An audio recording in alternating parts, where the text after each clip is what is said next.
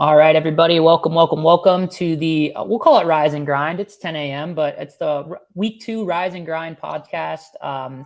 Week 2 fantasy football top plays, DFS, season long, whatever you need. We're here for you. Looks like we got some viewers rolling in here. In the meantime, Rob, so much respect, man. Flu game. So this guy, Rob, unfortunately is not feeling well. He came down with something, and he's here anyway. You're going to hear it in his voice, but I mean, the people need the plays. Rob, how you feeling, man?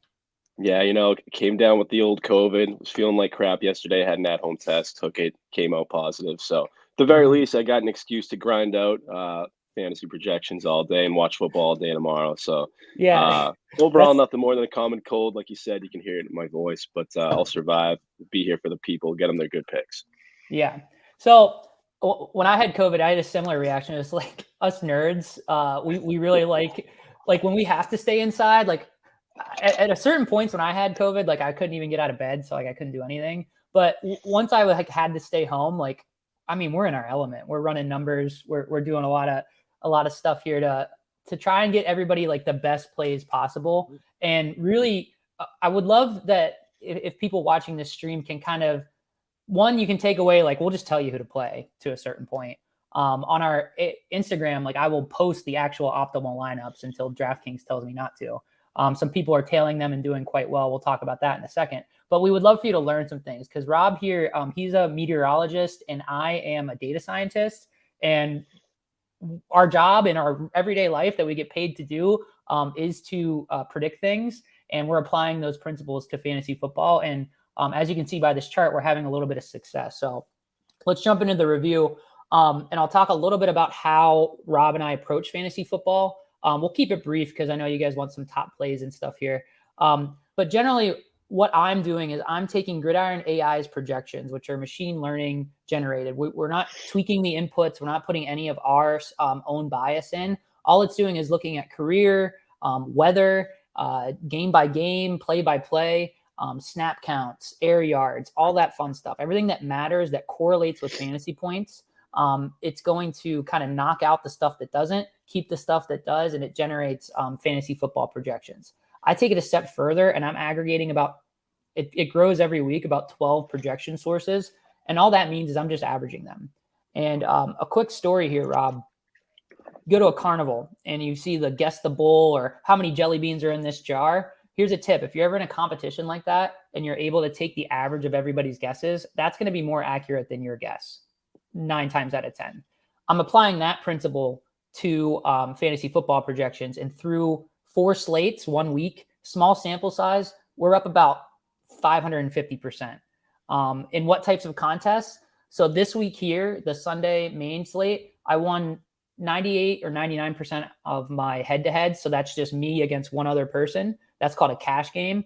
I won 99% of those, and the margins on that, because I'm not going big yet, is on $100 investment, that's about $28 profit. Okay, $1,000, $280. So like as it scales up, hopefully we see that return be consistent. Now the reason week 1 was 500%, Rob, is because boy oh boy did the old cash lineup smash in tournaments too. So I'll pull that lineup up. I finished 11th in a single entry tournament with about 5,000 people. And that's just the optimal 1 click. I didn't put any of my own takes into it. I just let it go. Now, Rob, what kind of success did you see, or what were you proud of from week 1 while I pull up this lineup? So for me, I think it was I went full send on Kirk Cousins, Justin Jefferson stacks in the Millie Maker, put them in all 150 of my lineups, and that ended up saving me because I also put Eli Mitchell in all 150 of my lineups, which that could have been an absolute disaster. So everything kind of balanced out there, but I think the Kirk Cousins, Justin Jefferson stack was my best call of the week. Yeah. And I think you remember telling me in our Slack chat that you did come out just a little bit ahead, kind of a survive and advance week, especially when you have a full send player go down. That's never a good thing. And that's the thing, guys. One, gamble responsibly. You heard me. Like, I'm only risking like $100 a week. That's because that's what I can do. If you can do more, great. If you can do less, great. It's more about, especially if you're just starting out, getting a good process and when you have a process, it's still gambling, in my opinion, but it's not gambling in a way that's going to lose you a ton of money because you do have a process. And this is a beatable market, in my opinion. There are edges to be had here.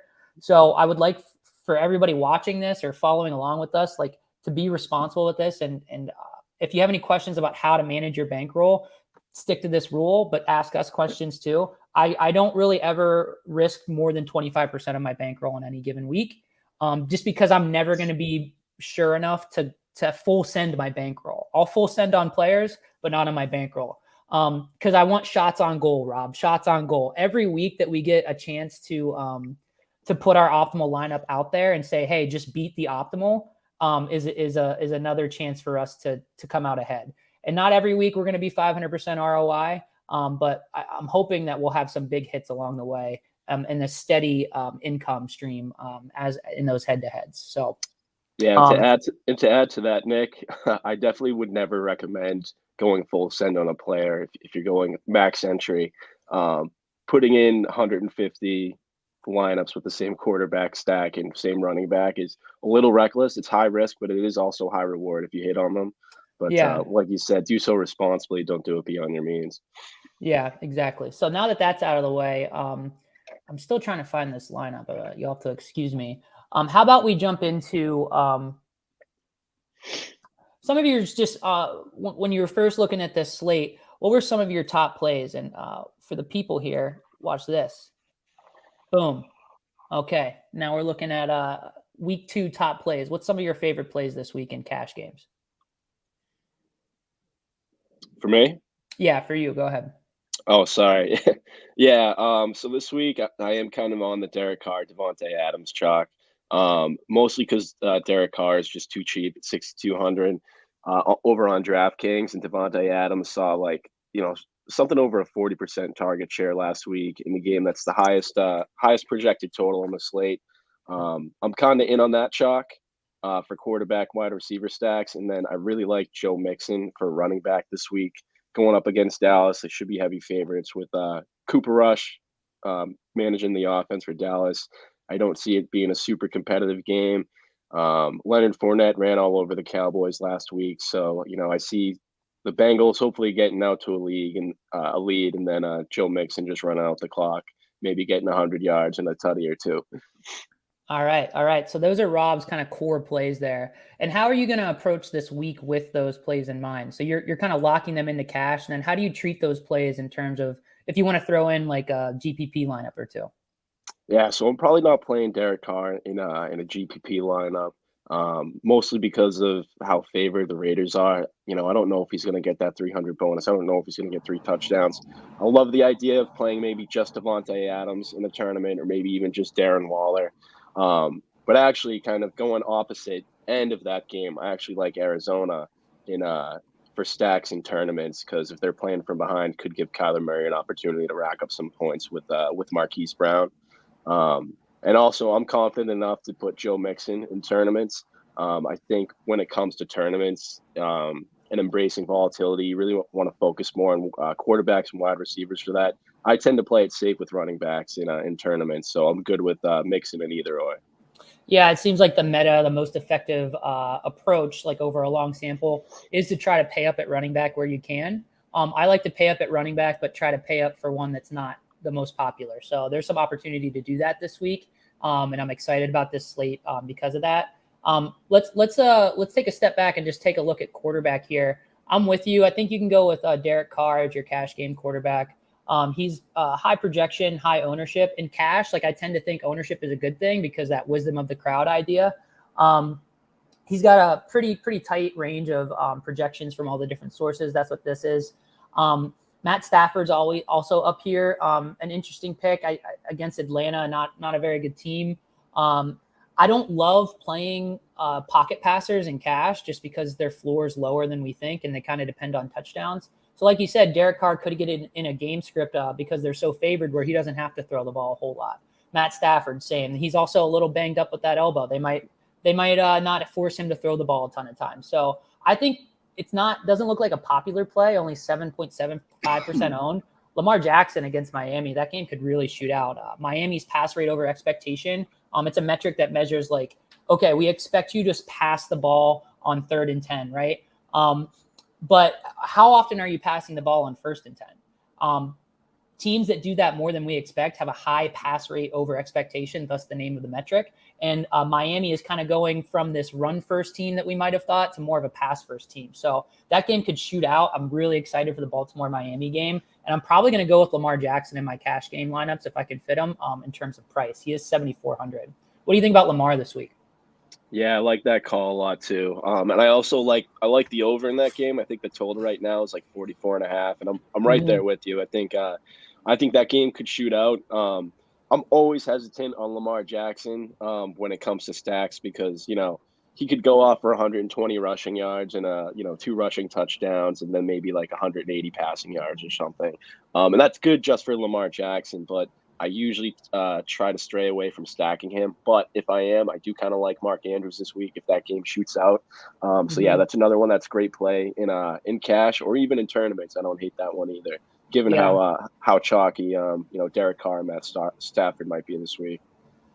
Yeah, so looking at gridironai.com has like a score range page.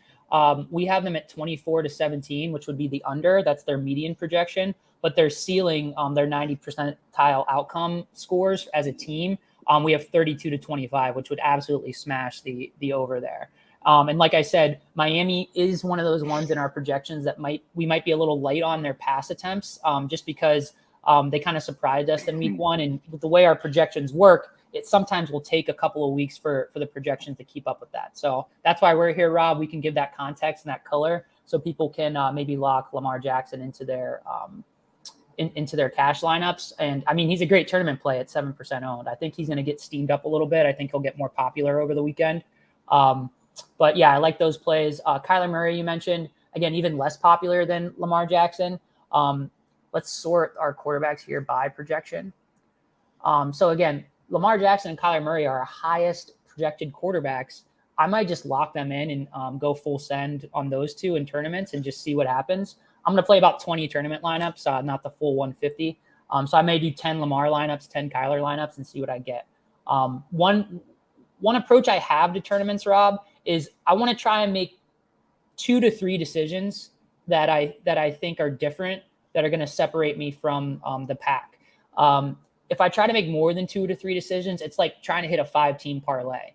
I'm trying to limit what I have to get right. That's why we like to stack. And I love stacking Lamar Jackson with Rashad Bateman this week and Mark Andrews. And I love stacking Kyler Murray, not with our friend Greg Dortch, but I love stacking him with maybe even James Conner. What do you think about that?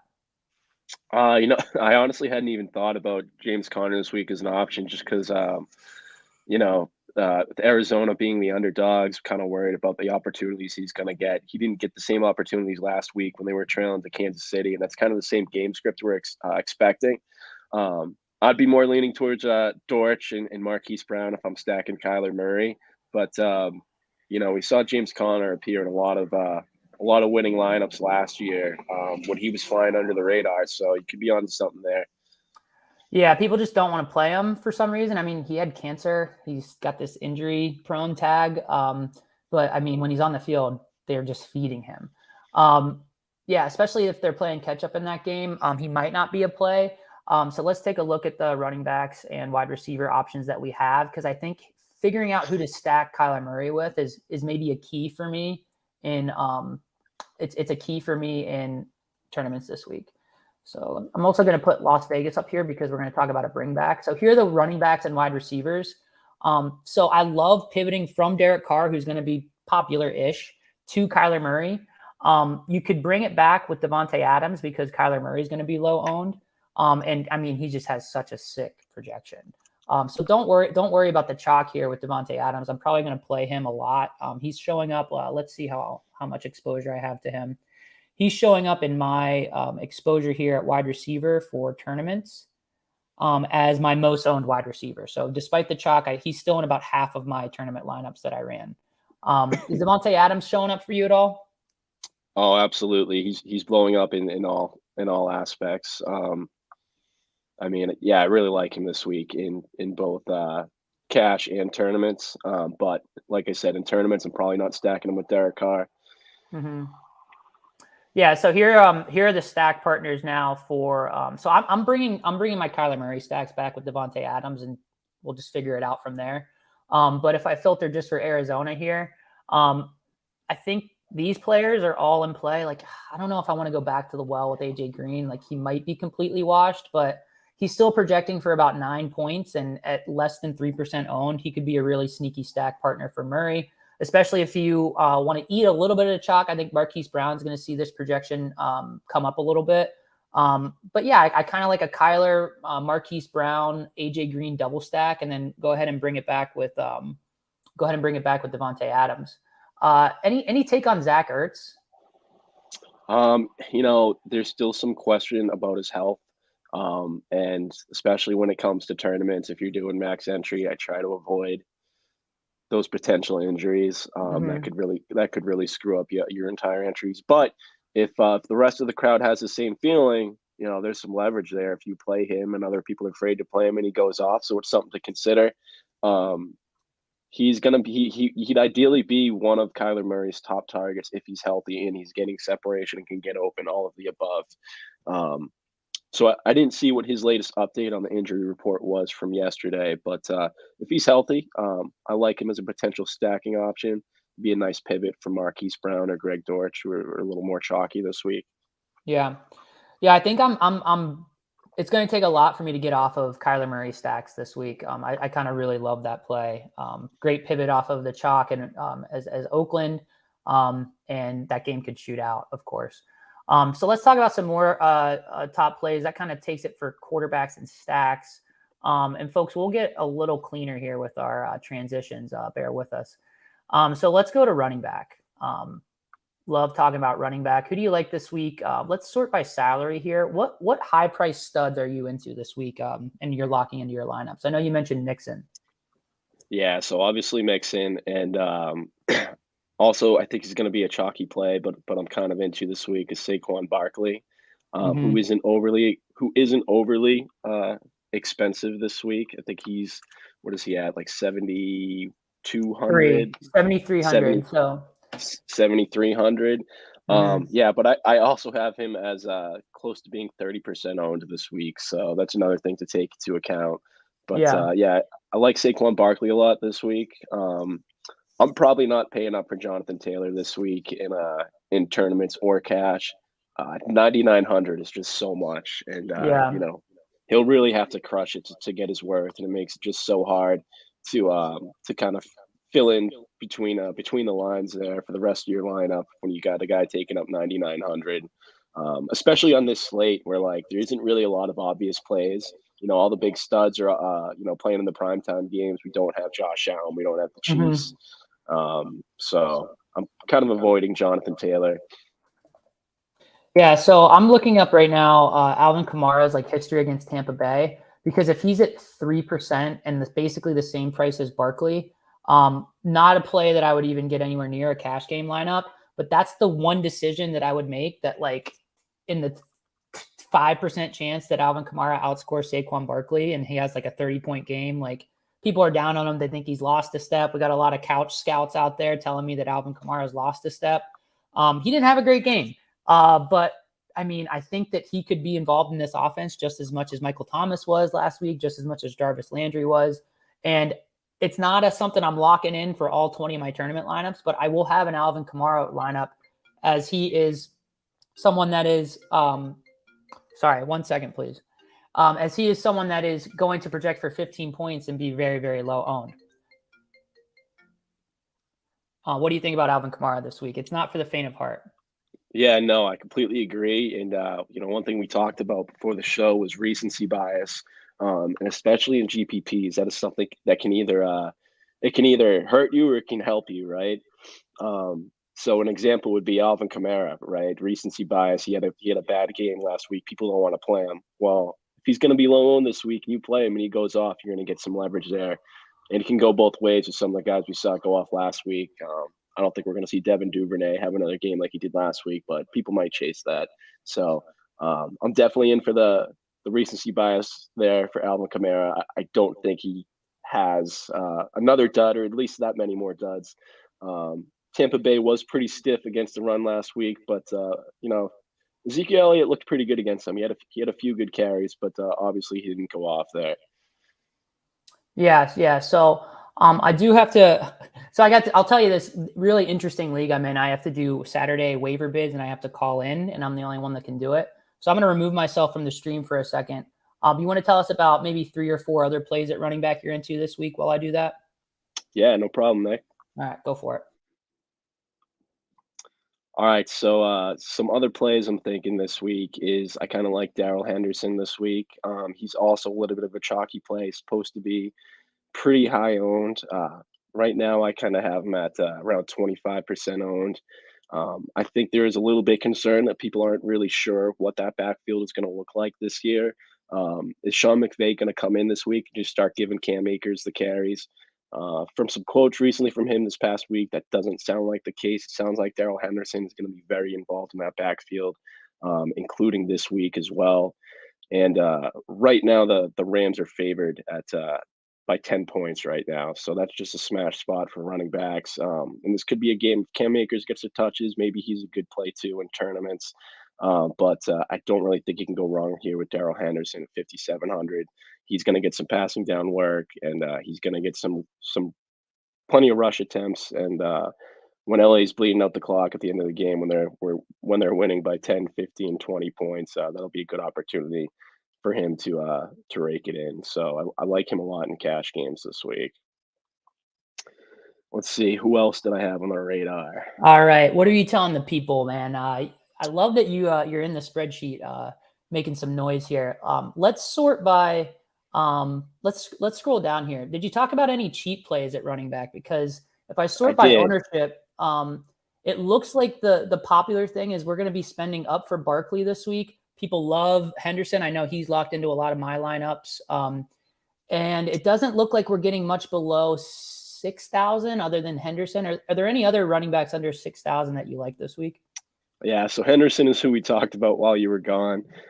Yeah, there are a couple. I like Chase Edmonds this week at 5,200. In that game that we think could shoot out, should be a competitive game. He should get some looks in the pass game. He should get plenty of rushes at 5,200. I don't think you can go wrong there. 2 other guys I like, and again, I'm being a homer because I'm a Patriots fan, but especially because of how low owned they are and the potential leverage you can get here. Damian Harris or Ramondre Stevenson. I think the Pats are going to have a much better game this week. They don't do well down in Miami. It was like 93 degrees with a dew point of 78 down there last week. They really didn't have a chance. This is a team that likes to establish a run. Damian Harris is a guy who could easily fall into the end zone too, maybe even 3 times. We saw that once last year. So at 5,500 in tournaments, I kind of like him, but the total line there is only 40 points, so that's obviously not appealing in cash games. I don't think you need to go that route for cash games. He's projecting better than a lot of not a lot, but a few running backs like Rex Burkhead that are ahead of him. Only 2% owned. No one's going to play him, or Ramondre Stevenson. So you could probably get weird with both of them in tournament lineups. I like those plays there.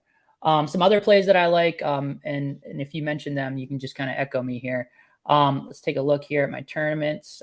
Cash. In cash, I like Saquon Barkley, obviously, is an auto lock. My cash game running backs are going to be Barkley and Henderson, most likely. Also, really like Javonte Williams and Leonard Fournette. I think I overheard you mention at least Fournette. What do you think about Williams? I haven't heard you talk about him. Yeah, he was kind of popping a lot in my optimizer projections this week. For some reason, I'm just off of him. I don't know why. I guess I'm just not sold on this Denver team yet.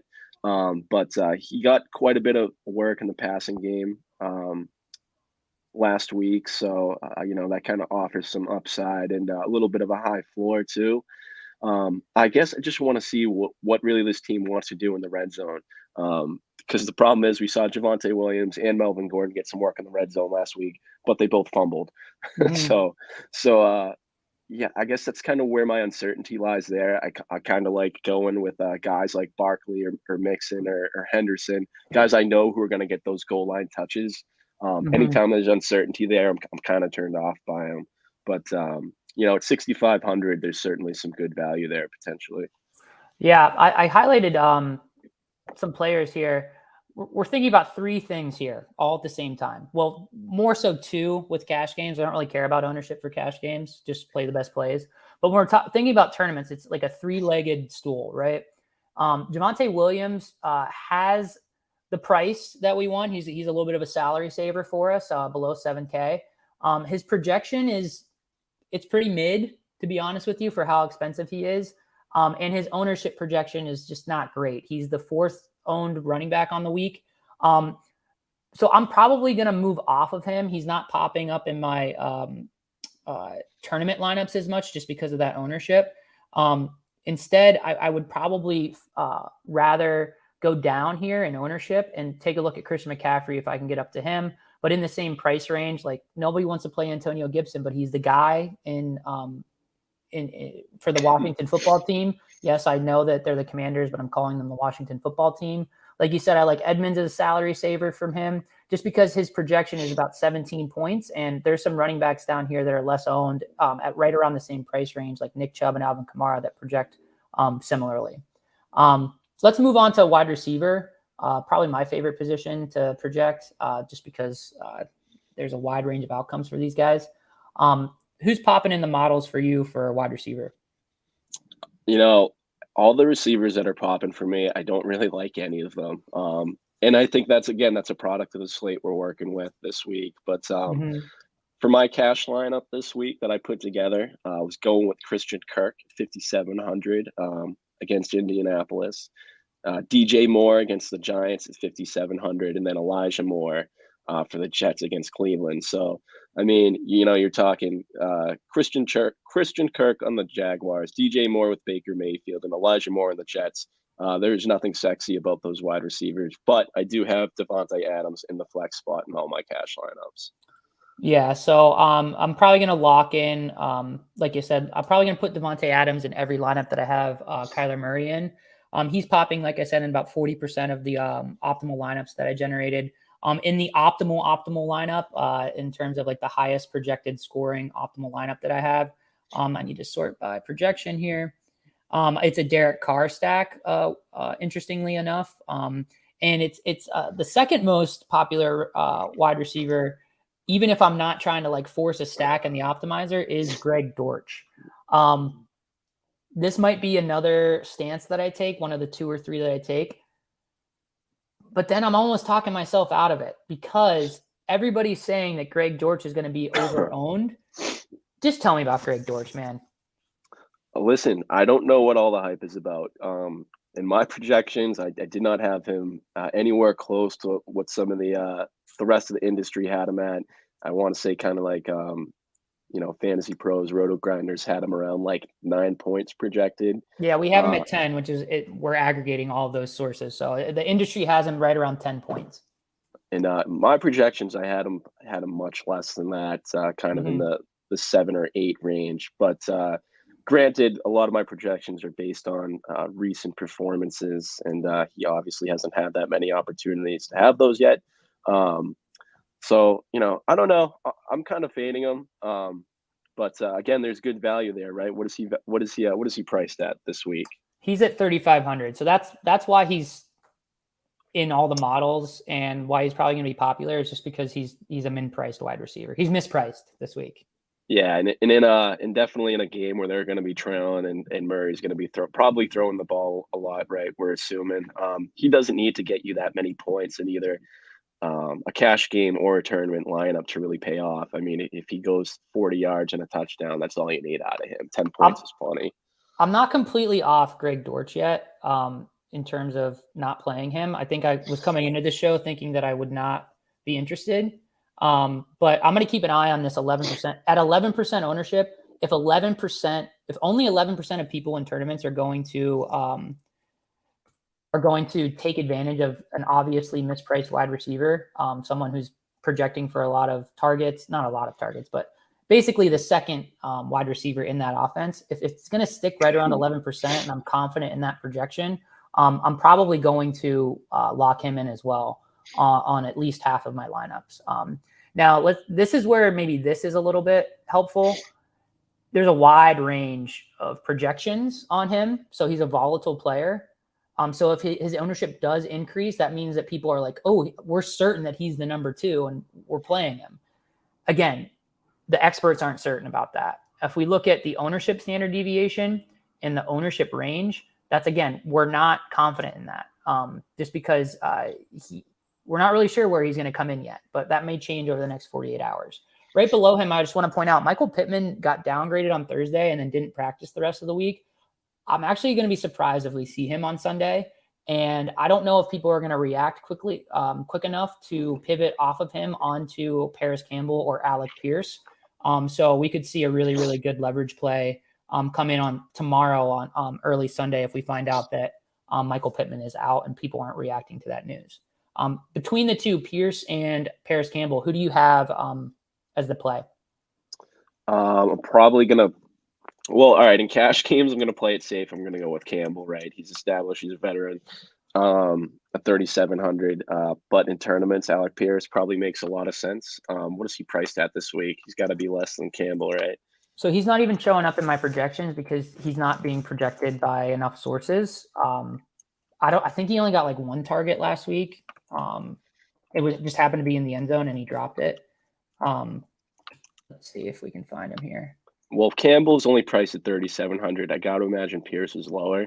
So, I mean, if he's the wide receiver too with Matt Ryan there, that could be a situation where a guy who's priced at maybe 3,000. Again, you don't need a lot of production out of him to get your worth, and that opens up a lot of other opportunities salary-wise in the rest of the slate. Maybe you can spend up for guys like Jonathan Taylor, Cooper Kupp, if you have a $3,000 guy in your lineup who can get you 10 points. Yeah. So as for me, like Paris Campbell is the guy because he's projecting for right around 8 points at less than 1% ownership. That projection is going to come way up if Michael Pittman's out. I heard reports again from the couch scouts that Paris Campbell looks like his string of injuries is catching up with him and he's lost a step. Again, I like to fade that if that's the popular narrative. Paris Campbell's talented. He does well when he is on the field, and he's on the field. So I might have a few lineups with him as well. And I know if you're watching right now and you're like, man, can I get this spreadsheet? Like, do I need to take notes? I am going to put a post on our Instagram with all of the plays, like narrowed down to like 5 plays per position. And it's going to be a little bit of a combination about what Rob and I talked about today. So there will be a recap on Instagram that you can check out later this afternoon. All right. So Nick, I got a quick question for you regarding the Indianapolis receiving core. Yeah. If Michael Pittman doesn't play, and it's true that Paris Campbell's a little banged up and has lost a step, if Indianapolis doesn't have, let's say, enough receivers to field, do we see Nyheim Hines get a little bit more work, maybe start to see some 2 running back sets, or maybe him even lining up? He's 5,300. Would you consider him if Pittman doesn't play, maybe for tournaments? I have him projected right now at 8.2 points. Yeah, so Nyheim Hines, let's see. Oh, there he is. Nyheim Hines, I have him for 8.6, so a little bit higher on him than you, actually. I like that. He's not really projected to have any ownership for us. And yeah, this is definitely something that I'm interested in. I think their game plan, if Michael Pittman's out, is not to feed Paris Campbell. It's probably to continue to feed Jonathan Taylor. And then mix in Nyheim Hines as the satellite back to move the chains on third downs. If this is a competitive game, Indianapolis is going to be coming into this game looking to get revenge after the Jacksonville bounced them from the playoffs last year, thus rendering the complete chaos with the Pittsburgh Steelers backing their way into the playoffs because the Chargers and Raiders refused to tie so that they could both make the playoffs. What a wild end of the season. And yes, I remember that. Yep. So anyway, I think the Colts are going to come into this game and be motivated, and they're going to get the ball in their playmakers' hands. And I think it's Jonathan Taylor is probably their number 1 playmaker by a wide margin. And then it's probably Nyheim Hines, honestly, if Michael Pittman is out. So great play. I love that. And we do have a guest that's joining us here. We have Ryan. What's up, Ryan? What's up? Can you hear me? Good, good. Ryan, how about What's you up, tell the Ryan? people a little bit about where you're joining us from, what site you do content for, and kind of maybe what you're thinking about for running backs this week. So yeah, I'm coming from Michigan right now. I'm here for the weekend. I work at Stochastic. I help them out with various different things behind the scenes. I do some NBA content and occasionally just fill in for if anyone needs some help or if anyone's out for some NFL content. But no, I'm an avid DFS player. I've been playing DFS for a long, long time now. It's 7 or 8 years. So always pumped for NFL season. And I know you guys were talking about the Colts receiving situation before I hopped on. I just wanted to chime in on that. Alec Pierce is out. He's Okay. out with a concussion. And if Michael Pittman's out, this puts Ashton Dulin and Paris Campbell in play. I don't mind taking shots at one of their rookie tight ends in Callan Granson, I believe. He actually ran more passing routes than Mo Alley Cox last week, if I'm not mistaken. So that Colts receiving situation could be the key to unlock a lot of things. And the thing with ownership is a lot of people don't want to play players who have uncertainty outcomes. So these are great pivots off your Richie James and Greg Dortch, I think, one of the Colts receivers for sure. Yeah, the projections have a high standard deviation for like all of these players, except for surprisingly Mo Alley Cox and Jelani Woods, just because they're projected so low, like next to nothing. So I like that. Ashton Dulin, Kyle Granson, like Ryan plays like a lot of the full send, like 150 lineup stuff. And oh, sorry about that, Rob. I didn't mean to bounce you there because you were coughing. Ryan's playing a lot of like 150 entry stuff, and these are the types of plays we're looking for to ship $1 million. Definitely keeping an eye on this situation because the projections and the ownership is going to change rapidly as we learn more about Michael Pittman. Because right now people are just like, this whole offense is going to run through Pittman and Taylor this week. Do you have any opinion on Nyheim Hines as a little bit of a pivot at running back there as well? I think he's if Michael Pittman's out, I definitely would expect Nyheim Hines to line up a little bit more in the out wide. I mean, he's definitely shown the ability to catch the ball really well, and all offseason long, Frank Reich and the Colts brethren pretty much said they're going to make sure Nyheim Hines and Jonathan Taylor are going to share the field a bit more than last year. So I can definitely see Nyheim Hines being part of the game plan aggressively if Michael Pittman's out. It's going to be an interesting situation of how that develops leading up to that 1 p.m. lock, especially for the Colts receivers, just because there isn't that many receivers sub 4K that you feel confident about. Like Greg Dortch and Richie James are the two guys who are popping, I'm sure, in terms of ownership. But those guys I'm not sure. I don't feel that confident with them. And high owned and low projected wide receivers are the great ways to make pivots on tournaments, in my opinion. Yeah, so that's a good segue into wide receiver. Rob, how about you walk us through a few of your leverage plays? I see you have some interesting plays here at wide receiver that you want to share with the people. Yeah, for sure. So let's see. So I got a few. Start with Terry McLaurin. A little bit of recency bias, right? He was not the receiver of choice for Carson Wentz last week. And this was another game I wanted to talk about if we had time. This is one of the highest projected totals on the slate right now, 48 points. Terry McLaurin, 6,600, talented wide receiver. In a game that is supposed to be competitive, the spread right now, I think, is less than 2 points. So you could get a bit of leverage on recency bias there with Terry McLaurin. We know he can go off. Right now, I only have his average ownership around 5%, 5 to 6%. So not super low owned, but you could potentially get a little bit of leverage there. And then how about Donovan Peoples-Jones, 4,400, less than 1%. Or right around 1%. He had one of the highest target shares last week. I forget what it was. I think it was over 30% though. I don't know if that will be sustainable throughout the season, but again, that's why it's a leverage play. And then I also got Jarvis Landry written down here, $5,000. He's only at about 2%. I think he proved last week when Jarvis Landry is healthy. The kid can play. Should be a competitive game against Tampa Bay. So, I think he'll get his targets and opportunities. And then one last leverage play I wanted to mention, and solely based off of a statistic from last week, Garrett Wilson, wide receiver for the New York Jets. He was in the top 10 last week in a metric I have, value adjusted targets, which basically gives a little more credit towards targets that are inside the 20, 10, or 5-yard line. So, if he's getting the targets near the end zone from Joe Flacco, that could be a potential leverage play there in tournaments. Mm-hmm.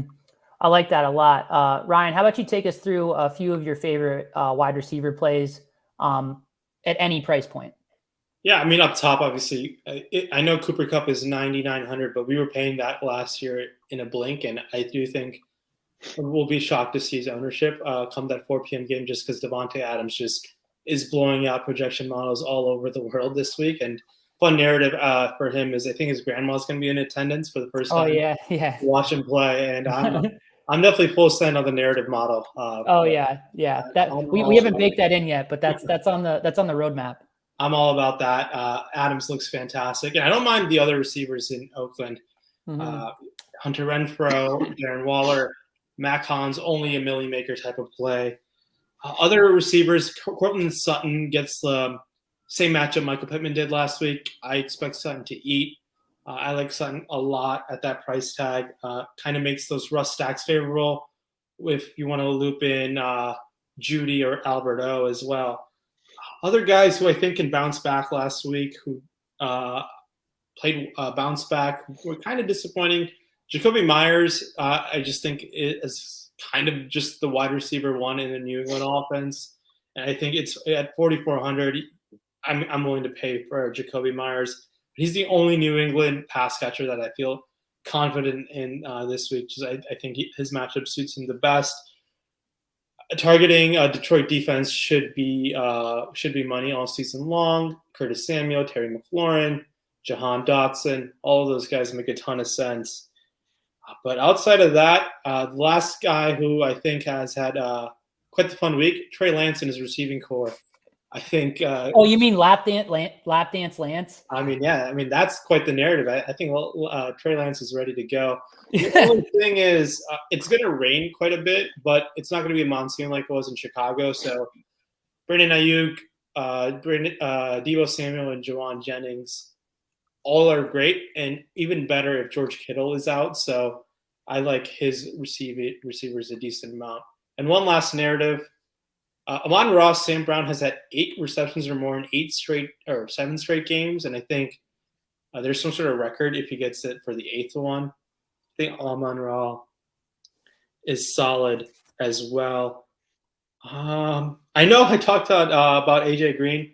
I like going to him again. I think it's great leverage by paying up off of Greg Dortch. Yeah, paying up at 4,300. It's still salary saver, so that's good too. Yeah, and I know he might be dust compared to what he was about 7 years ago, but there's no one else on that team. Andy Isabella is hurt. AJ Green is going to play at least 80% of the snaps in the perimeter.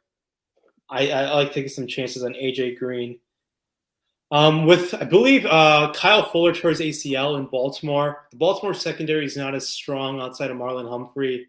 I like taking some shots at Jalen Waddle. He's just the cheaper version of Tyreek Hill in this offense. So give me Jalen Waddle. I believe he's 64 or 60. I forget his price tag on DraftKings. But Jalen Waddle is another guy, I think, who's in a good matchup I'm targeting. And some of these guys are with 24 teams on the slate. I don't expect any of these guys to be super popular by any means outside of Davante Adams. Yeah, pretty flat at wide receiver.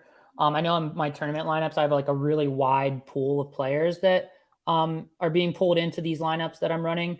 I really like Cooper Kupp. It's just, I mean, you're going to pay up for him, but like you said, we were happily doing that last year. Davante Adams, he's projecting better than Davante Adams. He's a little bit more expensive, but that ownership discount that you're going to get on him in tournaments is going to be good. I really like, especially with Jonathan Taylor, if Pittman's out, like you could build some really unique lineups by just deciding to pay up for one of Cooper Kupp or Jonathan Taylor. So that's a structure that I'm probably going to play around with a little bit and optimize around. Anytime Jamar Chase is under 10% owned, I think he's a good play. He's not really popping up in the models though. I just thought it was interesting that he's coming in as a little bit lower owned play. Some others that I like other than Devontae Adams, Greg Dortch / AJ Green, Cooper Kupp, Mike Evans. Did either of you mention Mike Evans in your player pools? Because he's a pretty good salary saver. He does have Marshawn Lattimore, which there's a narrative there that he can't beat him, and he's had bad games against him. He simply can't. Okay. I think he's struggled throughout his career. I think he's had only like one game north of like 10 fantasy points against Lattimore. So yeah. So here's one I like if because Tampa Bay is popping. Like Tom Brady's the third most owned quarterback in the model lineups, and I like stacking like maybe a one-off stack Tom Brady to Julio Jones. What do you guys think about Julio this week? Yeah, Julio looked pretty good last week. He had that one ridiculous catch. That was kind of like the Julio Jones of old. And I think I heard somewhere that was Brady's longest air yard completion since he joined Tampa Bay. So, that you could be onto something there. I mean, I know Rashad Perriman's pretty banged up. Chris Godwin, I don't think is going to play this week. So, I mean, it's going to be Julio Jones. You got to think at least a 50% snap count or higher, right? And if Mike Evans is having trouble with Marshawn Lattimore, maybe Julio Jones draws more targets. Yeah, I like that. What about you, Ryan? Any exposure to Julio this week for you? Yeah, you're gonna have you want to have some exposure to that Tampa Bay offense, and if it's not Mike Evans, I look to the other side and Julio Jones or even Russell Gage. I mean, no Godwin there. Someone's going to have to take his role. Russell Gage should be able to slot right in. There's no Gronk there, so Cam Brate doesn't seem to be part of the offensive game plan. Julio Jones, Russell Gage look like fine tournament options to me, and Julio Jones, I still think he's one of the best receivers of all time. And I know he had a dud year last year, but I mean, if Julio's it wouldn't shock me if Julio has a 120 and 2 at the end of the Sunday. So Julio's just that good, even at the age of 32.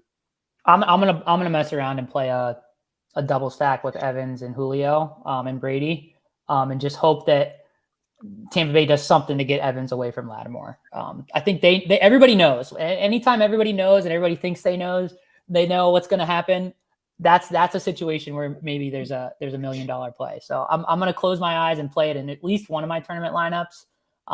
But I'll keep you guys updated on how that's going because I don't love it, but I feel like I need to play it. All right, so. Some other wide receivers that are popping up here. Marquise Brown, of course. I mentioned earlier before you got on, Ryan, that I'm loving Kyler Murray stacks this week in tournaments, especially. Tyreek Hill, obviously, he's coming in a little bit more popular, but the model seems to like him. Amon-Ra St. Brown's popping up. Hunter Renfrow, DJ Moore, Brandon Cooks. Again, this is all very flat ownership, though, across the board. So my recommendation would be to really kind of narrow that pool down for yourself. And that's what I'm going to be doing this afternoon before I post those wide receiver plays on Instagram for everybody. Any other takes at wide receiver before we move on to tight end here?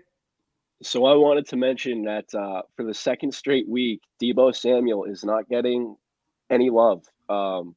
He has, for me, he has a positive leverage score, just over 109. I don't know why he's not getting the love, right? He should be getting some more usage now with Eli Mitchell out. He is 7,800, and I do see if the weather is bad, that could be a concern. But this is a guy, he's going to get targets and he's going to get rush attempts too. Also in a game that San Francisco 10-point favorites, I think that's a little generous. I was pretty impressed with what I saw from Seattle against Denver last week, especially from a defensive standpoint. So if this is a more competitive game than Vegas thinks it's going to be, we've seen Deebo Samuel go off, and I think, it's a ticking time bomb. It's going to happen. He's going to have a big 30+ point week coming up soon, and I want to take advantage of it while he's still relatively cheap at only 7,800 compared to some of the other higher priced receivers. Yeah, definitely. So let's move on to tight end here. I like that play a lot, Rob, if I'm being honest with you. betting on Deebo Samuel, he's just meaner than everybody else. He's just a mean guy when he's on the football field. Freak. Yeah. So at tight end here, let's start off with Brian. What are you looking to spend up at tight end this week or spend down? Because in my opinion, you're either going all the way up or all the way down when you're playing tournaments.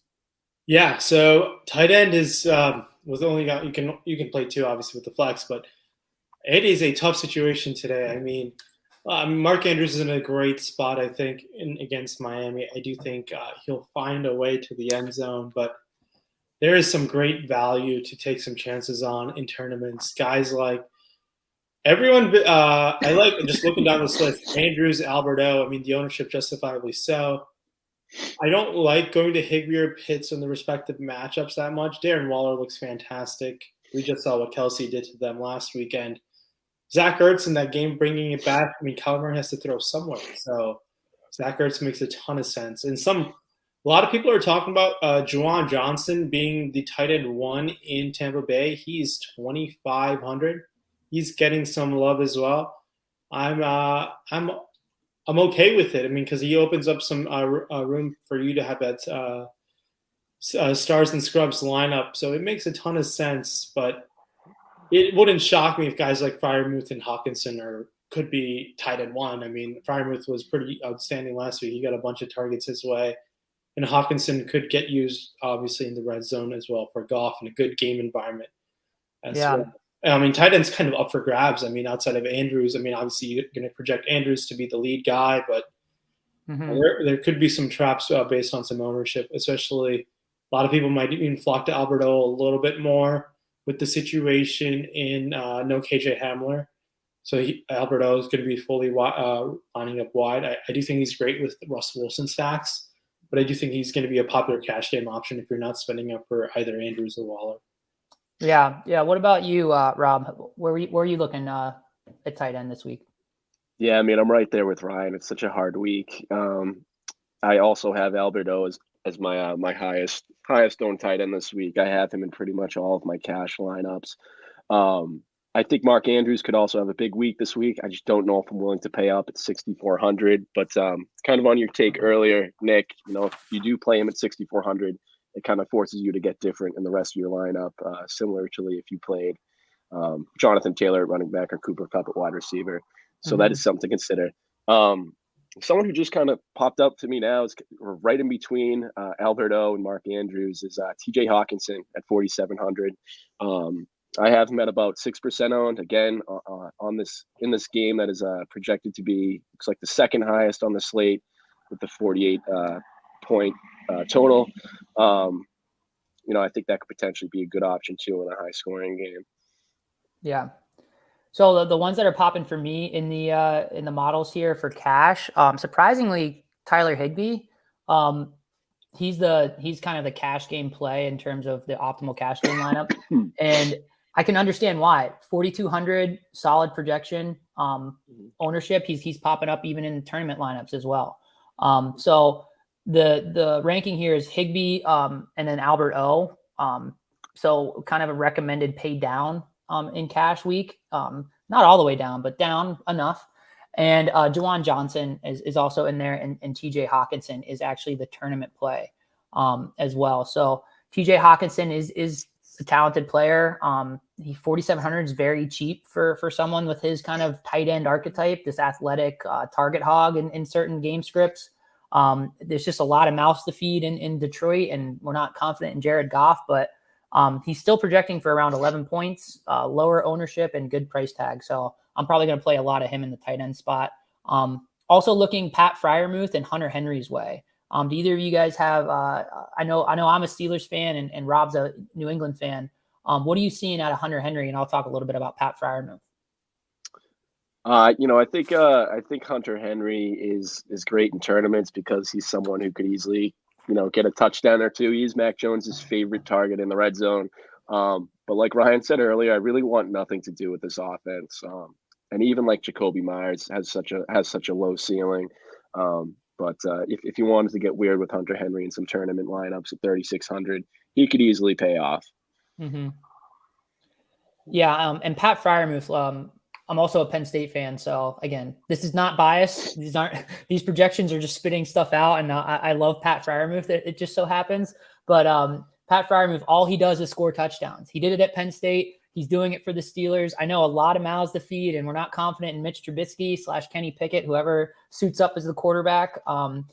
Mitch Trubisky's not getting yanked at halftime for this game, but it will happen at some point this season. But anyway, Pat Freiermuth is projecting for about 10 points, really cheap, and no one's going to play him. So I'm going to put him in a lot of tournament lineups as well.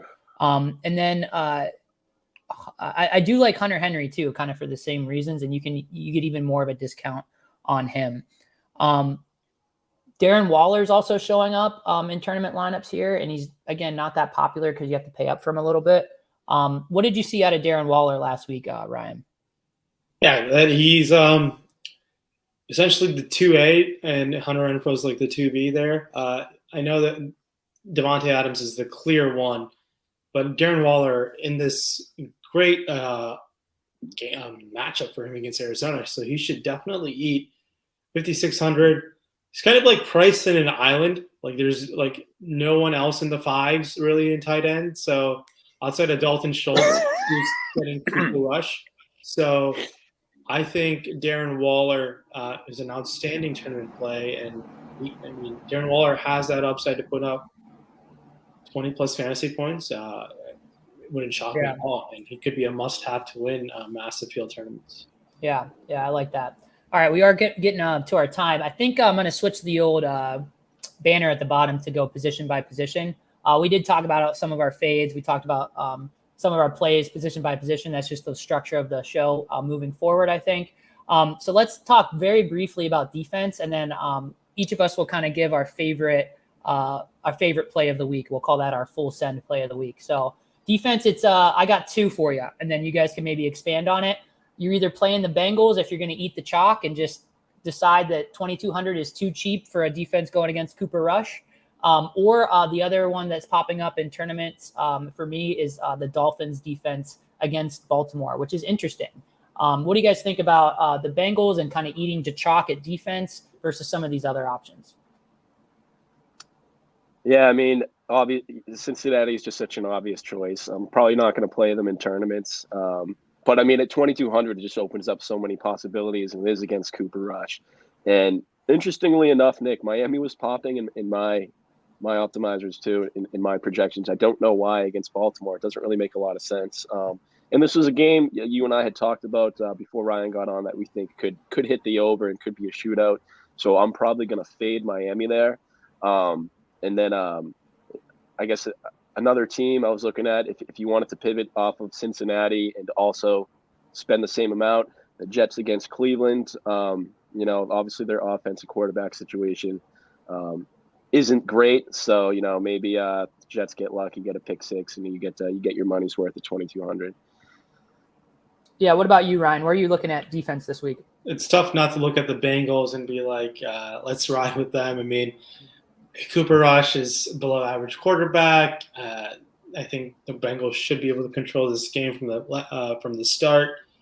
If they shut down CeeDee Lamb, I think they'll be just fine to win this game. So Bengals at 2,200, your cash game lineup pretty much should start with them, in my opinion. Going across around here, I don't mind the Giants defense anytime. I think Kayvon Thibodeau might play. If he's back, I think I'll have some interest in just targeting a Giants defense against Baker Mayfield. I have no issues there. And I was a little bit concerned to see how Joe Burrow was playing last weekend. And Micah Parsons is just looking like an all-time great in like his second season. So I don't mind Dallas defense at all. But it's defense. It's so random. Last week we saw the Steelers put on a show, making them the runaway D to have. Yeah, but it's a very interesting situation with defense. I mean, you can spend up all the way. It's going to be a very unique roster build. It's I don't usually go that way. If it happens, it happens. But it's defense. It's usually so random, and anything can happen. I just try to target bad quarterback play, and I'm kind of doing that with the Bengals already, and they're cheap, so they already check off two boxes I'm looking for. Yeah, the defense. Yeah, right here, the 49ers is the highest projected defense, and they're not very high projection for ownership. So, again, that could be one decision that I could plug into my optimizer and then optimize around it. And that would probably build some pretty different teams for me.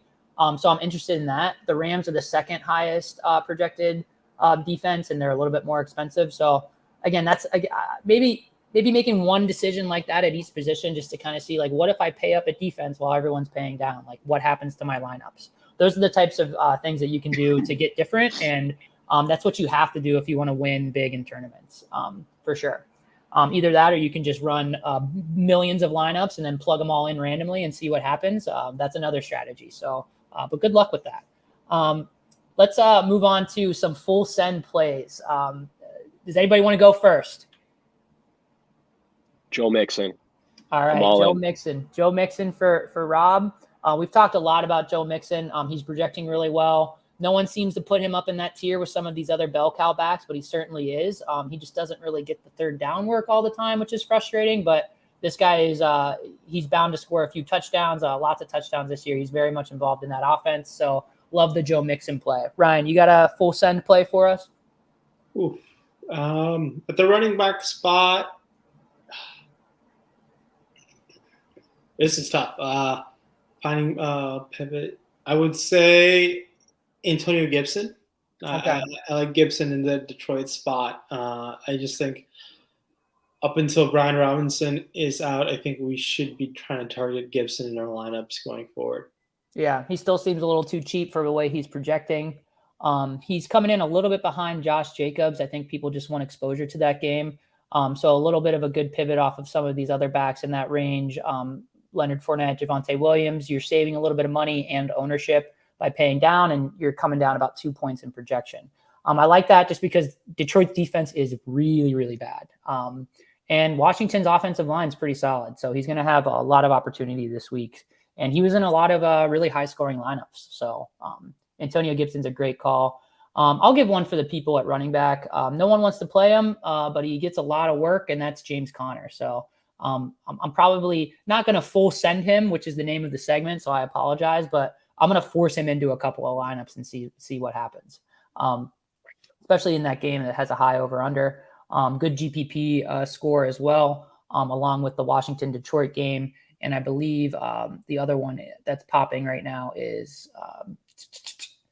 Las Vegas and Arizona, of course, are all popping really well. And then I'm also going to add on to that. I'm going to full send the Tampa Bay stack with Julio and Mike Evans. That's a flag plan I'm taking this week. I'm thinking you're going to see that in a really, really high scoring lineup this week. Any other plays for the people before we get out of here? I just pay attention to the Colts receiving situation to open up some very intriguing value in matchup against Jacksonville. So I'll be paying attention for that specifically. Yeah. What are you watching out for, Rob, between now and lock tomorrow at 1 p.m.? I'm just and this is kind of what I wanted to ask you guys your opinion on this. We didn't get a chance to talk about it. The Detroit-Washington game, like with this high total, these two bad teams with this total of 48 points. Do you guys want anything to do with stacking and bringing it back? Either way, whether it's Jared Goff with Amon-Ra St. Brown or T.J. Hawkinson or Carson Wentz with Curtis Samuel and Terry McLaurin. Do you have any interest in stacking that game whatsoever at its total projection? For me, I'm not interested in Jared Goff just because I don't think he can get there in terms of a ceiling perspective. Whereas Carson Wentz showed us last week that with this new offense and some of his new weapons that he can get up above 30 points.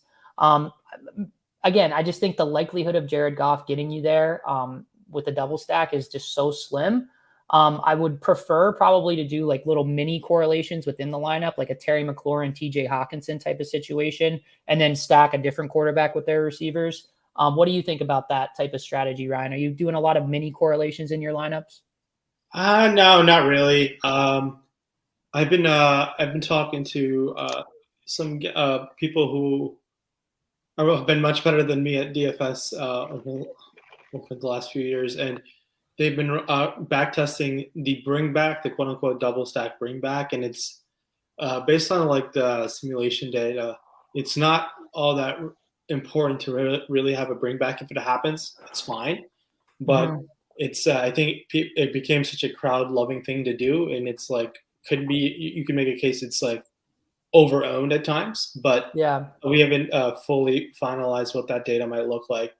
But I do love this game environment. Detroit's defense is bad. Carson Wentz should eat. I was very bullish on Carson Wentz heading into the season. He had the easiest schedule in the league, and I do think schedule strength matters for like overall the season. And Carson Wentz at one point was a very, very good fantasy quarterback. I know he hasn't been good for 3 or 4 years, but with the receivers, you can argue this might be one of his better receiving core he's ever had. He always had a depleted receiving core in Philly, in my opinion. And I do think once Logan Thomas is healthy, he'll be a fantasy monster. I just like this game environment. I do think Carson Wentz has the potential to run it back and be QB1 again. It wouldn't shock me, and I'll have a lot of exposure to him in tournaments. Cool. Yeah, he's popping up for me as well. Again, what I'm going to be doing between now and tomorrow is kind of narrowing down this player pool as much as I can. Trying to make decisions in bunches, right? Like fading full team environments, fading full team situations, and then try to get a lot of things right, but limit what I have to get right in order to be successful this week. So again, we got to watch out for that Indianapolis situation with Michael Pittman. That's a big piece of news we're waiting on. And we'll update these projections when we find out about Michael Pittman. And then I'm going to be posting the full player pool as kind of an aggregation of all of our thoughts on Instagram later this afternoon. So please look out for that. Thanks for joining us, everybody. I know this show is improving every week. We got a good overlay today. Rob, flu game, thanks for joining us despite having COVID. Ryan, thanks for joining us. And then we're just going to get better and better every week at winning DFS and also this podcast. So please join us next week. It will probably be on Sunday morning, which will give us a little bit more up-to-date information. So thanks for joining me, guys, and everybody watching out back at home, and have a good one. See ya.